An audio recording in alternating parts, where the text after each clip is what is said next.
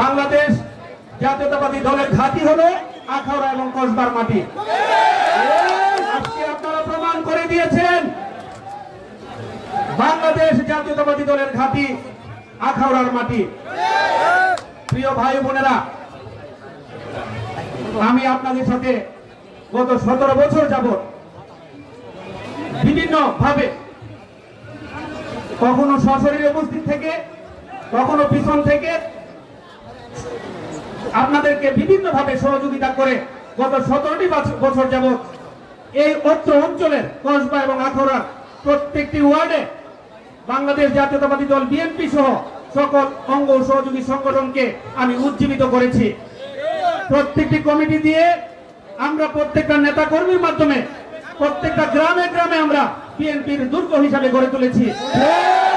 প্রিয় ভাই বোনেরা, এর জ্বলন্ত প্রমাণ আজকে আমি পেয়েছি আমার মা বোনদের সরব উপস্থিতির মাধ্যমে, আমার ভাইদের এবং আমার যারা মুরব্বিয়ান তাদের উপস্থিতির মাধ্যমে আজকে প্রমাণ পেয়েছি যে আমরা যেভাবে কাজ করে যাচ্ছি আমরা সফল, আলহামদুলিল্লাহ।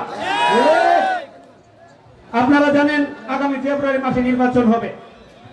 এই নির্বাচনকে কেন্দ্র করে আমি প্রত্যেকটা ওয়ার্ডে ওয়ার্ডে আপনাদের সাথে আমি জনসংযোগ করছি। পরিতাপের বিষয় হলো অত্র অঞ্চলের অবকাঠামোর এত ভয়ঙ্কর অবস্থা। গত 17-15 বছর যাবৎ অবৈধ আইনমন্ত্রী আনিসুল হক এই এলাকার কাঁধে চেপে বসেছিলেন, কিন্তু সে তার নিজ ইউনিয়নের একটি রাস্তা সে কমপ্লিট করতে পারে নাই। এই এলাকার এই কসবা এবং আখাউড়া জনপদের প্রত্যেকটা রাস্তা ভঙ্গুর, ন্যারো এবং অনেক জায়গায় রাস্তার সংযোগই নাই। আমাদের প্রায় 6.5 লক্ষ জনগোষ্ঠীর মানুষ আমরা নিদারুণ কষ্টের মধ্যে জীবন যাপন করতেছি। প্রিয় ভাই বোনেরা, আপনাদের দুয়ার বরকতে আল্লাহ যদি আমাকে আপনাদের খেদমত করার সুযোগ দেয়, আমার সর্বপ্রথম কাজ হবে কসবা এবং আখাউড়ার এই অবকাঠামোর ব্যাপক উন্নয়ন করা, ইনশাআল্লাহ। আপনারা জানেন গত 17 বছর যাবত যেই ছেলেটি মাস্টার্স কমপ্লিট করেছে 17 বছর আগে, সেই ছেলেটি আজকে গত 17 বছর আগে সে চাকরি থেকে বঞ্চিত হয়েছে। কারণ তার পরিবারের 14 গোষ্ঠীর মধ্যে যদি কোনো বিএনপির লোক থাকতো তাহলে তাদের চাকরি হতো না। এইভাবে 16 বছর আগে, 15 বছর আগে, 14 বছর আগে এইভাবে জমতে জমতে বেকারের একটা পাহাড় সমান এলাকার লোকজন পাহাড়ের মতো একটা অবস্থার মধ্যে বিরাজমান। এলাকাতে ব্যাপক সংখ্যক লোক বেকার অবস্থায় আছে, কারণ অবৈধ আইনমন্ত্রী তার দলের লোকদেরকে চাকরি দিতে গিয়েও অনেক অবৈধ টাকা হাতিয়ে নিয়েছে, লক্ষ লক্ষ টাকা তারা হাতিয়ে নিয়েছে। আমি আপনাদেরকে বলতে চাই, বিএনপির যে 31 দফা দেওয়া আছে এর মধ্যে আপনারা জানতে পারবেন যে আগামী 1 বছরের মধ্যে বিএনপি যদি ক্ষমতায় আসে ইনশাআল্লাহ 1 কোটি লোক সংখ্যার কর্মসংস্থানের ব্যবস্থা করা হবে।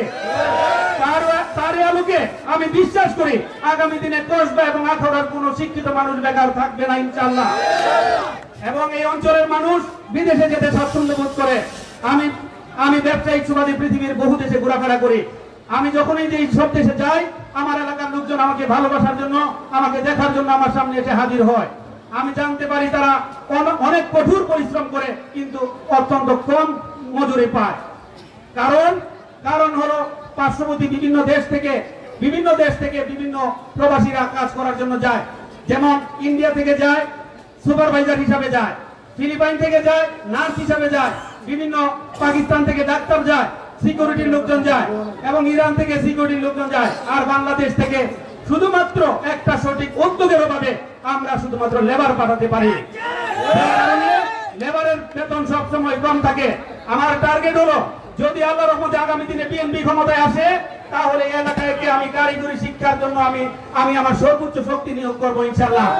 কসবা এবং আখাউড়ায় কারিগরি শিক্ষা প্রতিষ্ঠান করা হবে এবং সেইখান থেকে যারা বিদেশগামী তারা সংশ্লিষ্ট বিষয়ে দক্ষ হয়ে, সংশ্লিষ্ট ভাষায় পারদর্শী হয়ে এবং সংশ্লিষ্ট দেশের আইন কানুন শিখে কম খরচে তারা বিদেশে যাবে এবং তারা কমপক্ষে এখন যে টাকা ইনকাম করে তার থেকে 3 গুণ টাকা বেশি ইনকাম করবে। এতে করে বাংলাদেশের যেমন বিদেশি ফরেন রেমিটেন্স আসবে, আমাদের কসবা আখাউড়া অর্থনৈতিকভাবে স্বাবলম্বী হবে, ইনশাআল্লাহ। প্রিয় ভাই বোনেরা, আমি আপনাদেরকে বলবো আমাদের এলাকায় গ্যাস আছে, আমাদের কসবাতে গ্যাস আছে, কিন্তু দুঃখের বিষয় এই গ্যাস আমরা উৎপাদন করতে পারি না। আমাদের টার্গেট হবে কিভাবে এই গ্যাসের সর্বোচ্চ উৎপাদন নিশ্চিত করা যায় এবং আমি চেষ্টা করবো কসবা এবং আখাউড়ার প্রত্যেকটা ঘরে ঘরে যেন গ্যাস সরবরাহ করা যায় সেই ব্যাপারে আপনাদেরকে নিয়ে আমি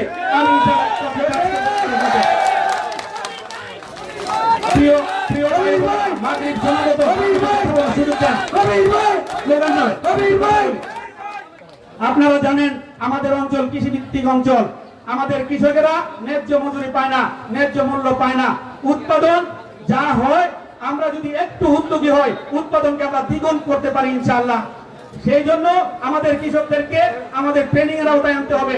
আমরা যেমন ধানের চাষ করি, সবজির চাষ করি, মাছের চাষ করি, গবাদি পশুর চাষ করি, হাঁস মুরগির চাষ করি, প্রত্যেকটা বিষয়ে আমরা যদি তাদেরকে প্রশিক্ষিত করি এবং উন্নত মানের বীজ তাদেরকে সরবরাহ করি এবং তাদের মধ্যে যদি আমরা ভালো সারের ব্যবস্থা করি, তাদেরকে যদি আমরা সার্বিকভাবে সহযোগিতা করি, তাহলে তারা যে উৎপাদন এখন হচ্ছে এই উৎপাদনের লক্ষ্যমাত্রা আমরা দ্বিগুণ করতে পারবো ইনশাআল্লাহ।